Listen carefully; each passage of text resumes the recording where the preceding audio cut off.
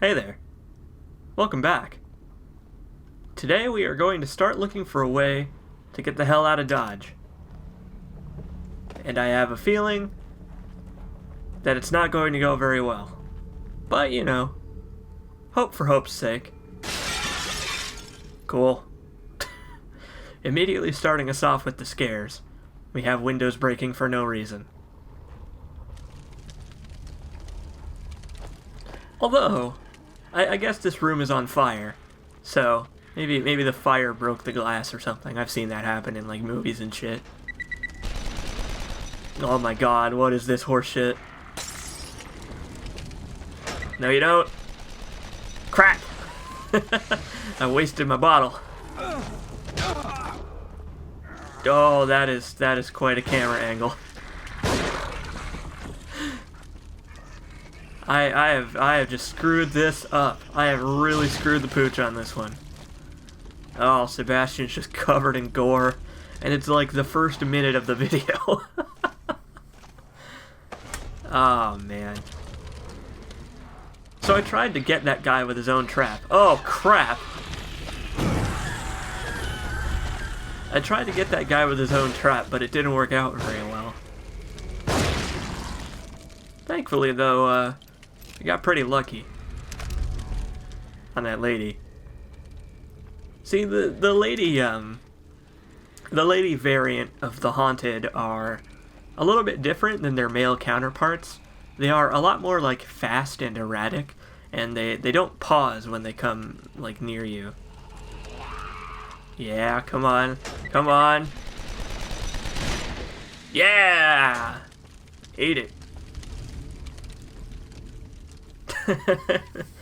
Well, I got 1 out of 4. That's not that bad. 25%.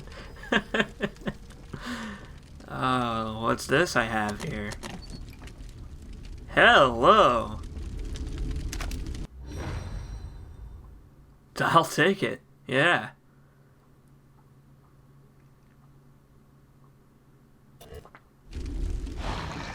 So the shotgun in this game is cool as fuck. Look at it. Just look at it. Oh, it just looks badass. Now, I would already have a shotgun if I had pre-ordered the game, because the game comes with a couple of the game came with this thing called the Fighting Chance Pack, which starts you off with a med kit that permanently increases your health, full up on syringes, a bunch of ammo, and a double-barreled shotgun. And I can't get the double-barreled shotgun because it's not in the game, and PC players do not have the opportunity to buy the Fighting Chance Pack. I could get it from like a key reseller or something like that, but that, I don't know, it wouldn't be worth the risk of getting like a key that doesn't work or whatever. So there's no way to get it anymore, so I can't show it off, and I'm sorry. But I think the one we have is a good enough trade-off. And just around the corner... Nope. Damn. Waste of a match. Just around the corner, we have something a little special.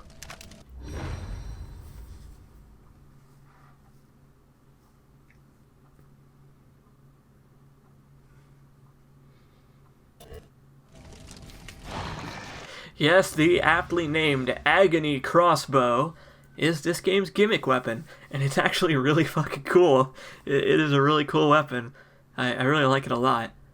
So the quote-unquote gimmick with this weapon is that you can create a whole bunch of different kinds of bolts for it, using the trap parts we have picked up from disarming tripwires and bombs and so on. And right now we only have explosive bolts, but we're about to pick up some normal harpoons. And it can become one of the most powerful weapons in the game, which you may very well see. I haven't quite decided how I'm going to build my Sebastian yet.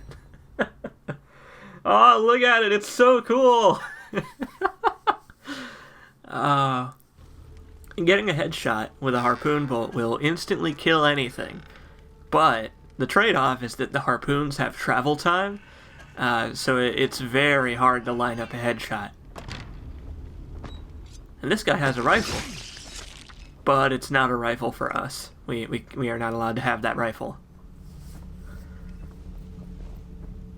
And that's why the Agony Crossbow is one of the most powerful weapons, because headshots with it will instantly kill enemies. It's not a guaranteed chance. There is like a very small chance that they will survive it, but most of the time, they're not getting up if you hit them with it. And it looks like we took care of everything out here, which surprises me. I think when I messed up that trap, it drew in the rest of the enemies that were hanging out here. So let's take a closer look at this gate. See what we're up against here.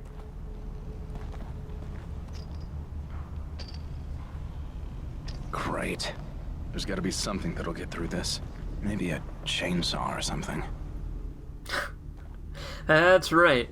Sebastian's answer to a chain is a literal chainsaw. And wouldn't you know it? We know where to get a chainsaw, and we know somebody who has one for us to take.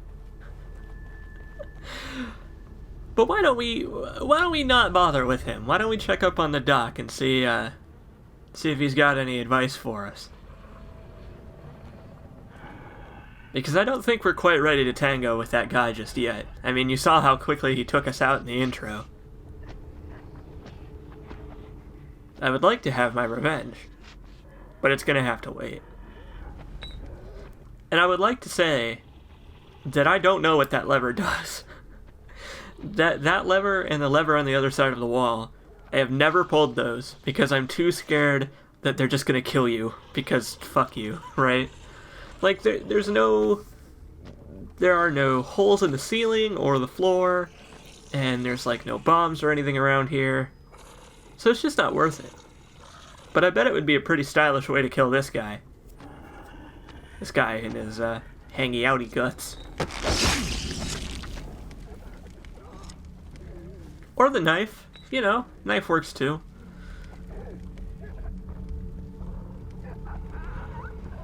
Pretty nice rug.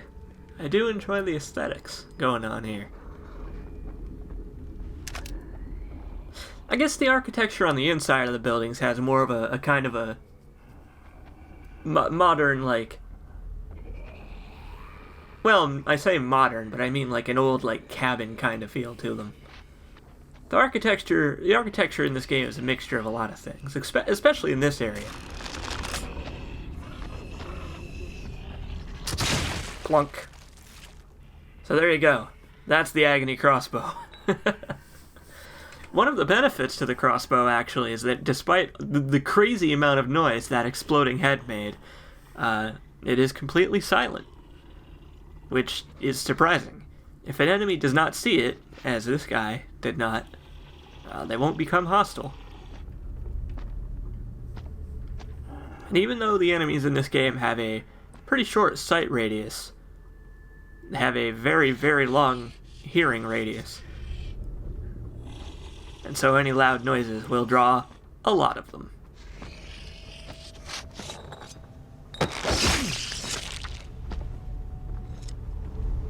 I like that guy's pickaxe couldn't decide what it wanted to do, so it just, you know, fell right through me. Yeah, whatever. So I saw the doc running here, but he does not appear to be around, which is interesting. I will take that. Even though I won't be upgrading my health, I will be upgrading the amount of syringes I can carry, because I don't like wasting that kind of stuff. This is very valuable, you know. Oh, there he is. How did you get it open so quickly? You're welcome to give it a try. Please, time is of the essence. It is imperative we find Leslie before anything should happen to him.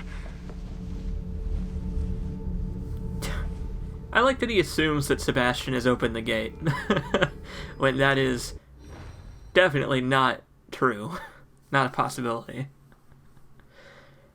And here's the medkits that I was talking about. You get one of these for free with the Fighting Chance pack. But, as their description implies, They impair your movement for a little while, and they give you this crazy tunnel vision, but they maximum... Let me try that sentence again. They increase your maximum health, and so it is absolutely imperative that you pick those up.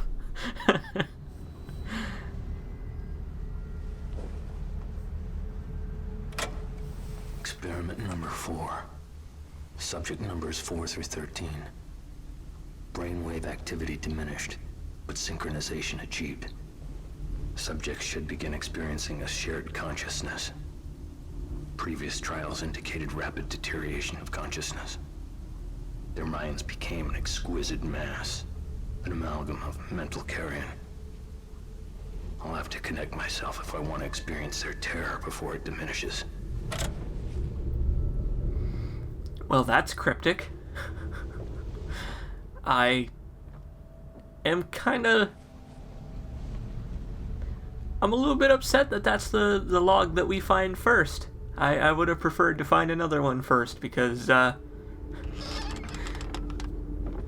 whoever that voice was sounded pretty deep in their own mysterious, perhaps unnerving, unethical methods of practice.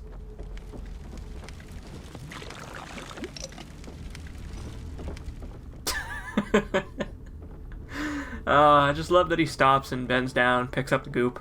Yeah, whatever. Yeah, let's go up there, why not? Okay. Ah, Sebastian, stop. Somebody heard that.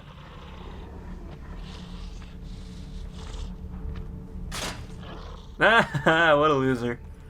So, just like you, enemies can be caught in bear traps and other forms of traps and stuff. And when they're caught in a trap, you can just burn them and they'll just die.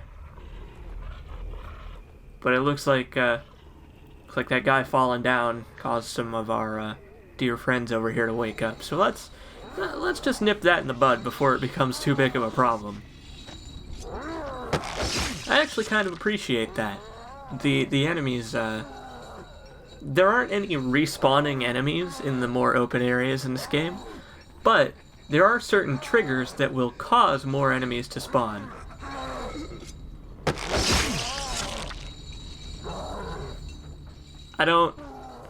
Sebastian just kind of defied gravity there, but okay. That's fine.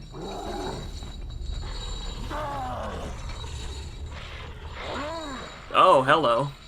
Damn it. Ah, so close. So if you drop a match on a corpse while there is a... Wait for it. Yeah. If you drop a match on a corpse while there's an enemy standing nearby, it will catch the enemy on fire too. But just dropping a match on it and having the enemy walk over it won't work. Which is fine. I think that's an okay balanced compromise, you know. I think it's good that they allow you to burn enemies like that. This game really encourages being economical. I am playing on PC, and so I'm using the mouse and keyboard to control my aiming.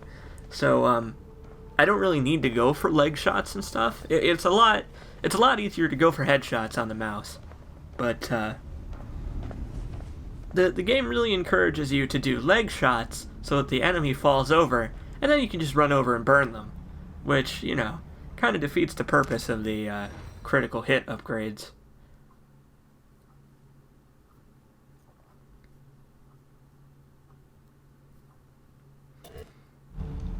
Yep, you read that right. This bolt we just picked up allows us to stun enemies and just do a sneak attack. So it's really good for like firing it into a crowd, because then you can just crouch walk into the crowd and just chain kill a whole bunch of enemies one by one.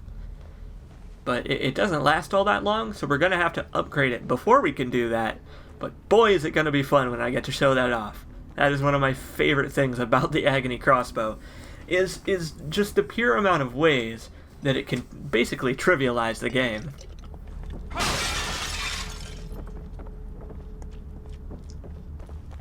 I would compare this game to Resident Evil in that way. The game really encourages the fun factor, I think. Because they keep things tense and stressful by not giving you much ammo, etc. But at the same time, they really encourage you to experiment. Because there's like 6 types of bolts, and they give you enough trap parts to make use of them if you're good at disarming the bombs. And there's a lot of room for upgrades too. I mean, you can see how quickly we're building up our gel.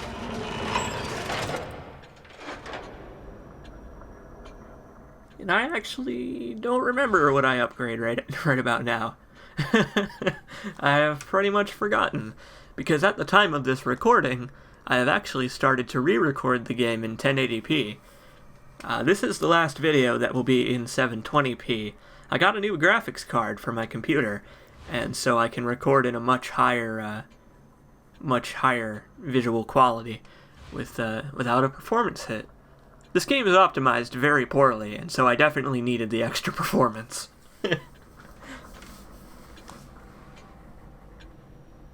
But anyway, yeah, this will be the last video in 720p. After this, it'll be 1080, and this game looks gorgeous. Oh, it looks so good. So I am really looking forward to showing it off at its, like, top quality.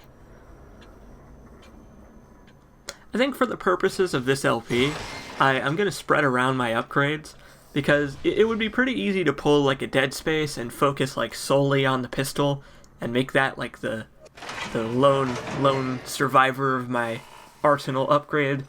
But I'm going to spread it around, because I feel like it's a little more fun that way, you know?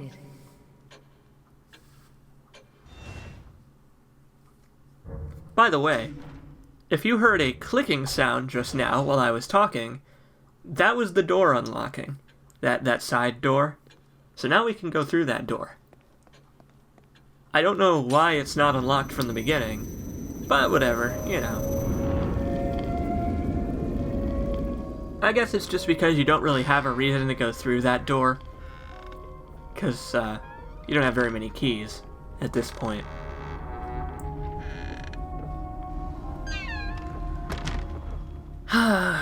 So, I've been putting it off long enough. I guess it's time we go and take care of that gentleman. But we've built up a pretty good stock, you know. I think we'll do all right. Hopefully.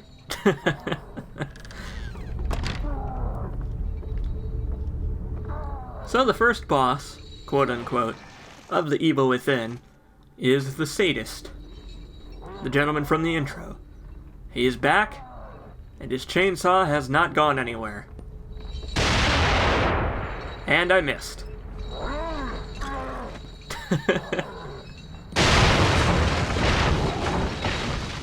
Oh, but he's tougher than that. That guy is as tough as nails. And he does not give up easy. So I suggest that Sebastian makes a pretty quick break for it. Now there are actually many ways to kill the Sadist. You could do a pretty quick game of hide and seek with him until he loses you, but that's really hard because at the beginning you can't run very far without getting stumbled. You can like do quick pot shots at him with the quick turn button. You can run around and lure him into the spike trap. Or you can be like me and just run around like a chicken with your head cut off and like do nothing effective. That's what I was trying to do, actually. I was trying to take him out with the trap, but doesn't work out that way, actually. The timing was just off. Because he will not stop. A lot of enemies, when they're about to hit you, they slow down and come to a stop first, like in Resident Evil 4, to give you a little breather before they hit you, to make it fair, you know. But the Sadist, he does not do that. And he is right on our tail, too. He runs about as fast as Sebastian does, if not faster. So I think it is about time for me to put this harpoon to use. Okay, well that did nothing.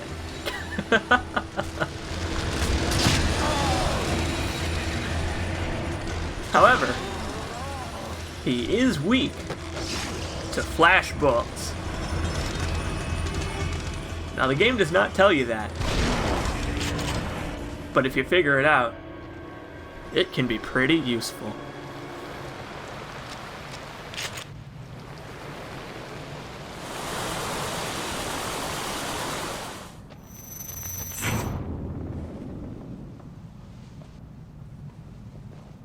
I better hold on to this.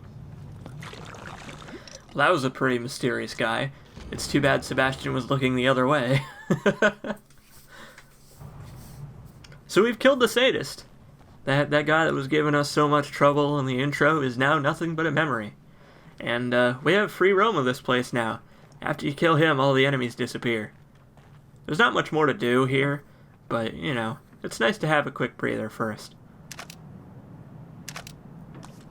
And of course, we can restock our ammo in this convenient chest. It's like a treasure chest in an RPG. It contains everything you need to get your livelihood back after fighting a boss. Oh, hey. There's actually 5 of those in this village alone. Just this little area that's like fenced in on all sides. There are 5 of those keys. Can you believe that? They really jam-pack them in here. And yes, we're going to use the chainsaw to cut a chain.